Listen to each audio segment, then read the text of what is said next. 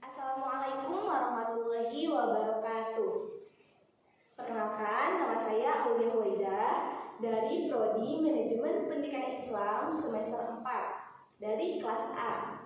Di sini saya akan menjelaskan mengenai filsafat pendidikan Islam untuk memenuhi tugas ujian tengah semester filsafat pendidikan Islam.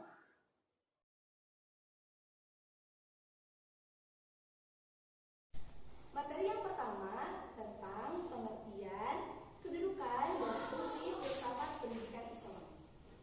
Nah, sebelum beranjak ke pengertian, filsafat pendidikan Islam ini ada dua pandangan. Yang pertama, filsafat tentang pendidikan Islam. Yang kedua, filsafat pendidikan menurut Islam. Filsafat menurut bahasa ialah berasal dari kata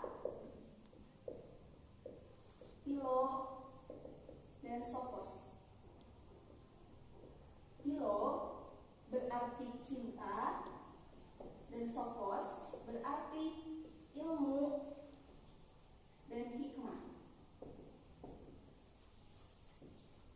Dapat kita ambil kesimpulan bahwa filsafat ialah cinta tentang ilmu dan hikmah.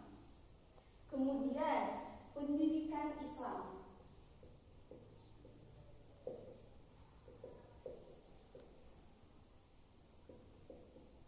Pengertian pendidikan Islam menurut Jawad Ridho yaitu pemikiran yang memandang Islam sebagai madrasah bagi umat Islam. Kita lanjut ke kedudukan filsafat pendidikan Islam.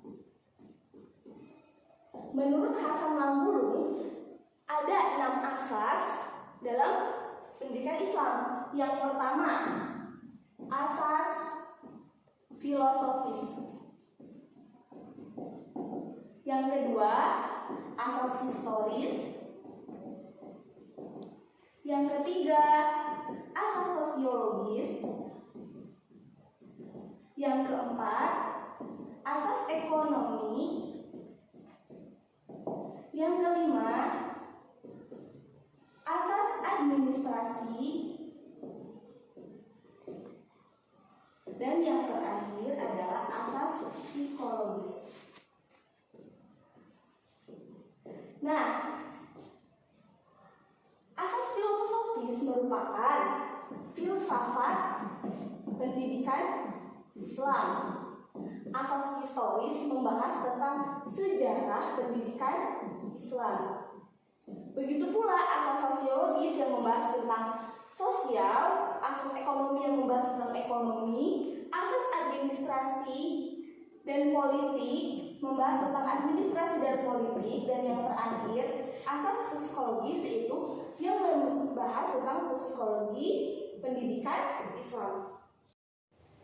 Yang ketiga yaitu sumber-sumber filsafat pendidikan Islam. Terdapat dua golongan yang membahas tentang sumber filsafat pendidikan Islam. Yang pertama ada kelompok liberal. Yang kedua ada kelompok kontemporer.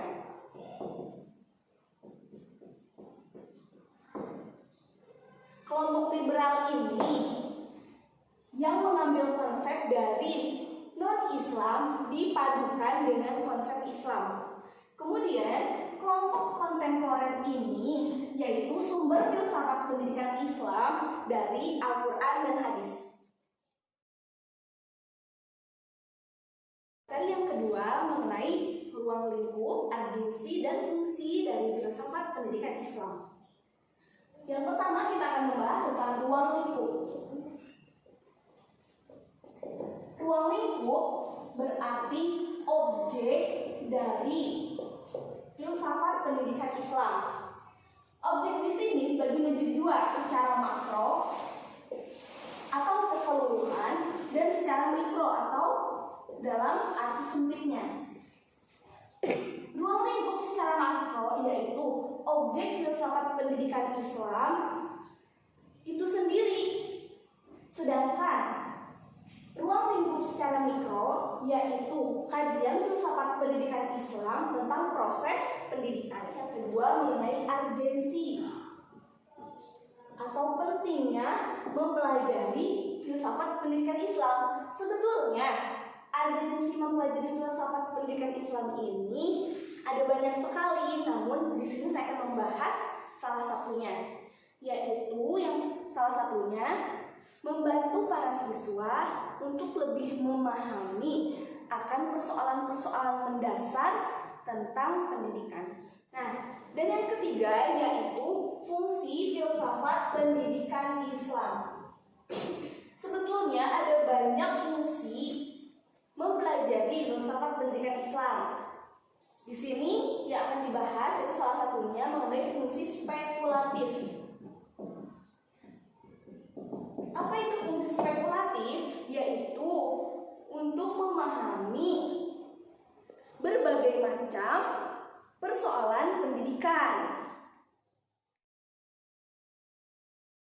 Materi yang ketiga tentang pendekatan studi filsafat pendidikan Islam.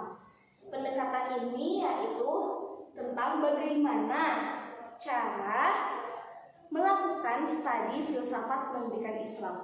Ada beberapa pendekatan.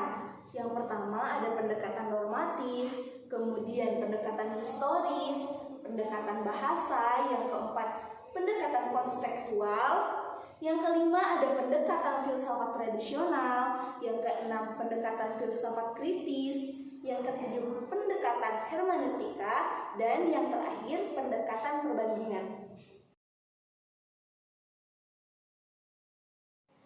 Nah, sekarang ke materi yang keempat yaitu tentang hakikat manusia.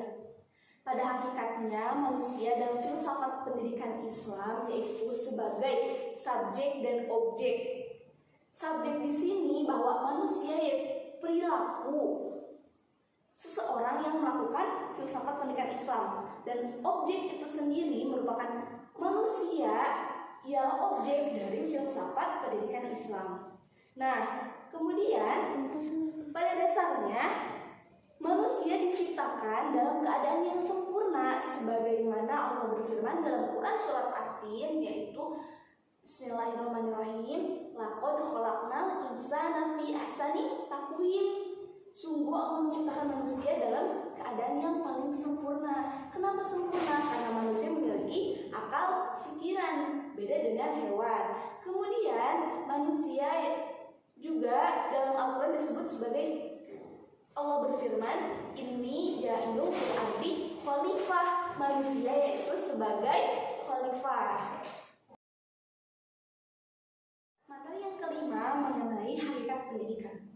Hakikat pendidikan pada dasarnya merupakan usaha sadar dan terencana untuk mewujudkan suasana belajar dan proses pembelajaran agar peserta didik dapat aktif mengembangkan potensi dirinya.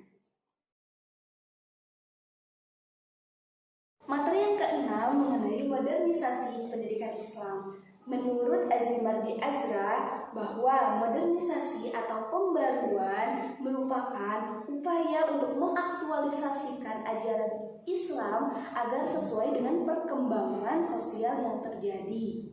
Pembaruan selalu menjadikan pendidikan sebagai target utama. Kenapa? Karena ketika pendidikan maju, maka aspek-aspek yang lain juga akan ikut maju, seperti aspek ekonomi, aspek sosial, dan sebagainya.